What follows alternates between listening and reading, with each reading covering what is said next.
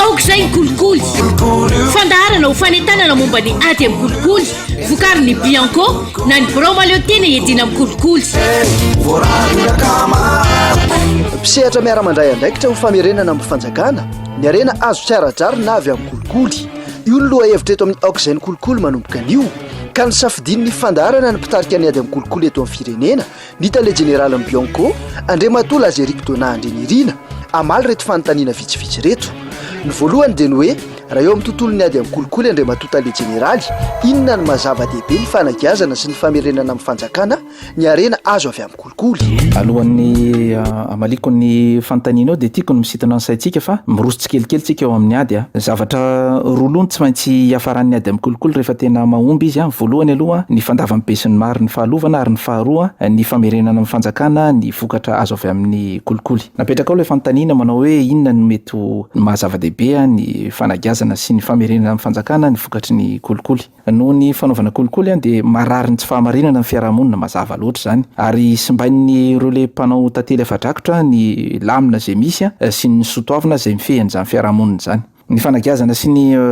famerenana amin'ny fanjakana ny arena azo avy amin'ny kolikoly zany dia fepetra anankiray famerenana amin'ny laonina izay rindrandamina tany ambolohan' izay ny foto-kevitra anankiray ngeza be mihitsy hijoroan'io fepetra io dia tsotra ihany atao tsapan'ireo le mpanao kolikoly fa tsisy varany mihitsy zany ny fihetsika mamofaty zay nataony misy manko ny mihevitra fa hoe ampy le fanagadrana ho famaizana tsy ampy zany akoatran'ireo zany dia tsy maintsy gazana aloha le vokatry ny fandikan-dalàna tsy voatery nefa hoe tena hoe isy fanadihadiana foana vao tokony amerina ny olona zay nanao an'izany efa misy ireo fepetra araky ny voalazan'ny lalàna izay afaka amerenana ny vola voahodikodina io le antsoina hoe mise en DB ozy izy ny didim-panjakana iray izay niraisina tamin'ny 2007 misy ihany koa izay lalàna anankiray zay tsy de tena fantatry ny olona loatra tamin'ny 5 izay mikasika ny fanagazana ny vola na fananam-panjakana izay voahodikodina eo ampandrafetana ny volavola didim-panjakana sika ho fampiarana an'le didy itsovolana zay voalazako teo ambony teo izay tokony ifehy ny pitsopitsony rehetra mikasika ny famerenana amin'ny fanjakana ny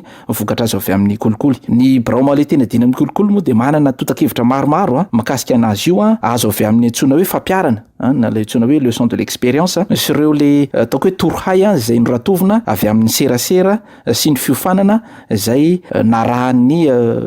braomale tena dina amin'ny kolikoly azosika ampiasainy izy ireny ho fanabeazam-boa ny fitaovana sy ny fomba fiasa izay apetraka ao anatin'io didim-panjakana io raha feziko zany dia hoe inona mahazava-dehibe n'ilay famerenana amin'ny fanjakana dia ny hoe mba iverenan'ny zavatra amin'ny laoniny ary ny faharoa mba handehanan'ilay vola sy ray fananana na le harena any amin'ny tokony ho izy satria tokony nampiasaina tany amin'ny resaka fotodrafidrasy reny na hoe isahanana ny asa sosialy indrindra ny fitsaboana sy ny fanabeazana dia mba averina any amin'ny fanjakana reny harena azo avy amin'ny tsirany reny mba hisitrahany be sy ny maro an'izany aoka izay ny kolikoly voalazanao tamin'ny fandarana tany aloha fa anisany anombanana ny Madagasikara ty lafo ny recouvrement des avoirs illicites ty inona ny voalazan'ny lalàna mikasika izay tompoko satria Madagasikara anisan'ireo firenena nanao soni ny fifanarahan'ny raisam-pirenena mikasika ny ady amin'ny kolikoly dia tonga zao ny fotoana anombanan'ny firenena mikambana ny asa vitantsika anisan'ny anombanana ny Madagasikara mikasika an'izay zany ny famerenana amin'ny fanjakana ny vokatra azo avy amin'ny kolikoly na le hoe recouvrement d'avoir tamin'ny 2023 dia nisy didy itsovolana anankiray izay noraisina mba hamerenana amin'ny fanjakana ny arena azo avy amin'ny kolikoly voalazan'io didim-panjakana io zany fa ny hoe ny dingana rehetrarehetra mikasika ny famaizana na le antsoina hoe procès pénal zany dia manana anjara andraikitra amin'io famerenana amin'ny fanjakana ny vokatra azo avy amin'ny kolikoly io ary voalohany amin'ireny le mpanao fanadihadiana izay nomen'io itsovolana io fahefana manokana ampangatsiaka na le antsoina hoe gel sy anagia ny fananana zay voalaza fa azo avy amin'ny kolikoly misy fitanana tsoratra zany ataon'ny mpanao fanadihadiana izay atolo ny mpitsara-pampan'olalàna ary ity farany ity zany avy eo no manome zany an'ireo fitsarana zay misahana ny fanakiazana ary hanapaka ny mikasika ny fanakiazana tsy azoko tena araka le voalazan'ny io andininy io ihany ny fananana zay gazana ary ireo mpitsara isanabaratonga na eo amin'ny fanenjehany zany na eo amin'ny famotorana na ny eo amin'ny mpamokadidy dia afaka mandray an'io fepetra io daholo raha toa ka tsy marina ny fandikan-dalàna dia miverina any amin'ilay tompony ny arena zay nigazana. Raha ohatra kosa ka voaporofo fa nisy le fandikan-dalàna de averina any amin'ny fanjakana.